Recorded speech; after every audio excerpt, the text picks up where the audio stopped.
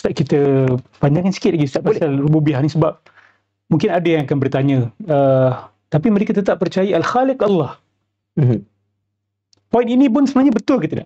Atau mereka sebenarnya mempercayai bahawa ilah-ilah yang lain tu pun mencipta, tapi mencipta dalam domain riam mereka sendiri? Yang zahir daripada apa yang Al-Quran kata, mereka kata wala in sa'altahum man khalaqas samawati wal ard la yaqulun Allah. Kalau engkau tanya kepada mereka siapa yang cipta langit dan bumi, mereka akan kata, oh Allah. Satu Tuhan yang pernah mencipta, tapi Tuhan itu memerlukan kepada Tuhan-Tuhan yang lain untuk meneruskan penciptaan, untuk meneruskan perbuatan, untuk meneruskan pentadbiran dalam realm kita ini. Okay. So itu adalah apa yang diyakini oleh orang musyrikin, dan kita tidak terkejut. Memang ada model-model dalam agama-agama pagan dahulu yang mana Tuhan cipta dan Tuhan tak cara pun dengan dunia ni. Betul. Kan? Dan mereka cari dewa-dewa yang lain, dewi-dewi yang lain.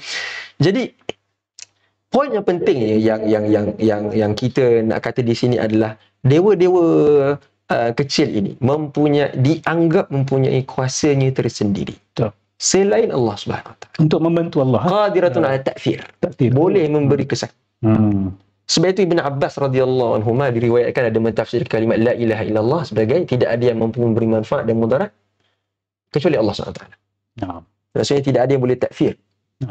Melainkan Allah Subhanahu Wa Taala. So, dakwaan yang kata sebab memang tersebar dalam kalangan salafiyah, maksudnya makna la ilaha illallah la ma'budu bihaqqin illallah. Manakala Asy'ariyah al-kalam faham la ilaha illallah la mu'aththira illallah. Ini pemahaman tauhid yang silap dan salah dan bakal menyebabkan kepada kesyirikan. Kita katakan masya-Allah, sedangkan tafsiran tu warid daripada Ibn Abbas radhiyallahu anhuma. Ta'thir. Ya, qadirun ala ta'thir. Qadirun ala ta'thir. Maksudnya boleh memberi ta'thir. Mungkin anda boleh tambah sedikit ayat berkenaan idzan la zahaba kullu ilahin bima khalaq. Seolah-olah macam di situ ada kritikan kepada golongan musyrikun bahawa ilah pun yakhluk. Mereka ada kepercayaan bahawa ilah-ilah mereka yang kecil ni pun yakhluk. Yakhluk juga. Contoh ayat Zubab juga. Betul tak? Kalau mereka bersepakat untuk membuat yakhluqu dzubaban, mereka tak akan mampu. Kenapa Allah perlu nafikan benda ni? Betul. Sebab mereka ada kepercayaan. Cuma bahawasanya Tuhan mereka pun boleh mencipta. Mungkin tidak mencipta langit dan bumi. Tapi mencipta binatang ke, mencipta pokok ke, yang kecil-kecil lah. So adalah khaliqiyah kepada alihah mereka. Sebab itu kita katakan tadi, maksudnya Tuhan yang set ke alam semesta ni ex nihilo. Kemudian dia serahkan kepada ni, dia cipta sendiri, dan ini memang bukan tauhid, bukan tauhid rububiyah, bukan tauhid langsung. Kalau ikutkan takrifan orang-orang salafi pun maksudnya bukan tauhid, maksudnya boleh mencipta, boleh memberi ta'thir. So kita kena berterus terang, taksim ini seperti yang dipegang oleh Muhammad bin Abdul Wahab adalah bid'ah. Betul, itu adalah bid'ah. Taksim yang bid'ah di dalam akidah. Dan kita kena tekankan benda ni. Dan siapa yang betul-betul nak melawan bid'ah, mari sama-sama bersama dengan kami kita lawan bid'ah ni. Meskipun adalah rekod-rekod daripada salaf. Misalnya dalam mentafsirkan ayat surah Yusuf, wa may yu'minu aktsaruhum billahi illa hum musyrikun, yang kata musyrikin dahulu mereka muqirruna bi anna Allah khalaqas samawati wal ard. Tapi itu tak menafikan apa yang kita cakap tadi. Tak menafikan bahawa mereka juga percaya bahawasanya Tuhan-Tuhan mini ini, Tuhan-Tuhan kecil ini ada kuasa sendiri, boleh meneruskan penciptaan sendiri, yang sama seperti Allah Ta'ala, yang boleh bawa mereka dekat kepada Allah sekaligus dalam tatanan Tuhan yang sama, ramai Tuhan. Jadi ini tak difikirkan oleh seorang Muslim. Kita deal sikit Ustaz dengan ayat ma na'buduhum illa liyuqarribuna ila Allahi zulfa. Okey.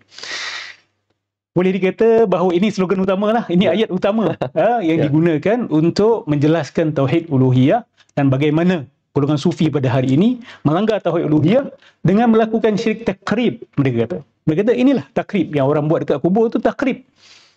Yuqarribuna ila Allah ila zulfa. Sedangkan sebelum itu Allah Subhanahu Wa Taala kata ittakhazu min dunihi awliya. Kenapa tidak disentuh bahagian itu? Itulah masalahnya, sebab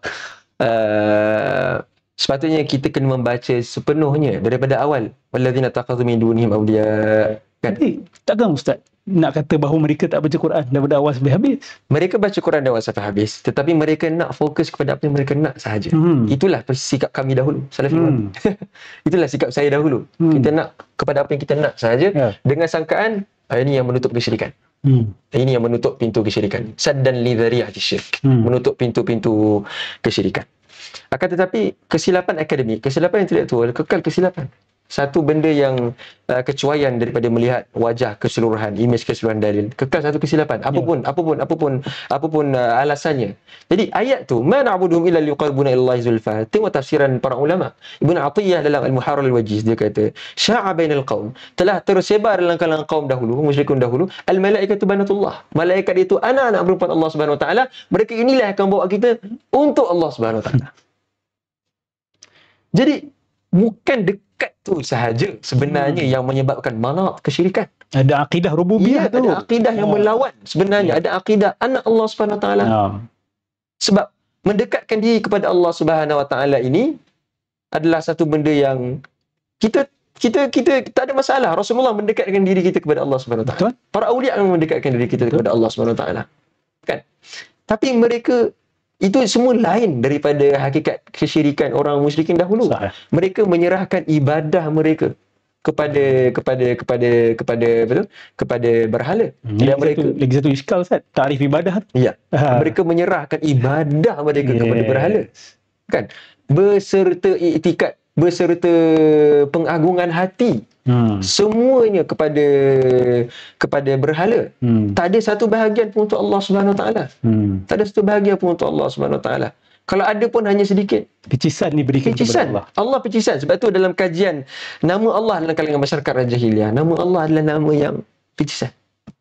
Nama Allah nama yang dibuat dalam sumpah, tapi dibuat sebagai salah satu nama dewa yang mereka tukar-tukar. Sekejap Al-Hubal, sekejap Wallat wal Uzza, sekejap Wallahi. Jadi sebagai satu sumpah yang mereka boleh mempermain-mainkan nama itu, kan? Tak ada ta'zim, tak ada rububiyah. Okay? Jadi ayat itu perlu difahami dengan jelas, dengan keseluruhan, iaitu mereka ada unsur menyalahi rububiyah itu sendiri. Walladzina takhadhu min duni awliya, mereka mengambil selain Allah sebagai penjaga dan pemelihara dan penjamin. Min duni, selain Allah. Bukan ma'a pun kadang-kadang. Min duni. Selain Allah SWT. Jadi mereka tak menggantung tawakul kepada Allah. Mereka tak gantung tawakul mujarrad kepada benda itu. Kepada benda itu. Anda boleh nilai sendirilah sama ada ini Wahabi celup ke ataupun yang dah lama dan benar-benar mendalami, yang sudah marinated lah senang kata. Dah marinated dengan aliran ini. So itu sebab kami memanggil saudara adik iman, sebab saya test dulu kan, kita nak periksa orang yang kita nak panggil ni sama ada dia betul-betul menguasai apa yang dia cakap, dan alhamdulillah kami melihat tanda-tanda itu. Sebab kami tak mahu memanggil orang-orang yang semalam baru masuk, lepas tu hari ni dah tinggalkan, lepas tu kita kata oh ini adalah X sekian-sekian. Tidak, kita nak cari orang yang benar-benar melalui perjalanan itu dan ada cinta kepada perjalanan itu pada awalnya, jujur, sayang, dan kemudian berlaku dilema di dalam jiwa, pencarian, pengkajian, barulah meninggalkan pada waktu itu. Alhamdulillah. Dan saya rasa mereka-mereka yang menyaksikan dengan jujur, dengan hati yang terbuka, akan melihat hakikat itu terpampang jelas daripada apa yang disampaikan oleh saudara Adim Iman.